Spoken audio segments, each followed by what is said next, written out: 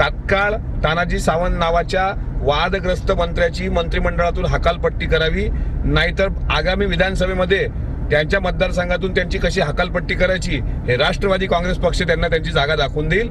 त्यामुळे महायुतीमध्ये वितुष्ट निर्माण होईल असा जो आगाऊपणा तानाजी सावंतांनी केला त्याबद्दल त्यांना बिनशर्त माफी मागायला लावा आणि त्यांची हकालपट्टी करा अशी आम्ही राज्याच्या मुख्यमंत्र्यांना विनंती करतो आहोत। भारतीय जनता पार्टी असेल, आरएसएस असेल यांनी हे मान्य केलंय की अजित पवारांना सत्तेमध्ये सहभागी घेऊन काहीच उपयोग झाला नाही। भारतीय जनता पार्टीची मतं घटली आणि अजित पवार हे कुठेतरी भारतीय जनता पार्टीसाठी लायबिलिटी ठरले असं सुप्तपणे मान्य केलेलं आहे आरएसएस आणि भारतीय जनता पार्टीने। याचा अर्थ स्पष्ट आहे, अजित पवार यांचा अपमान हे आता भारतीय जनता पार्टी आणि शिंदे सरकार करत आहे। एकेकाळी अजित पवारांचा एक रुबाब होता शरद पवारांच्या पक्षामध्ये, एक वाघ असलेले अजित दादा आता अशा पद्धतीने वागतील।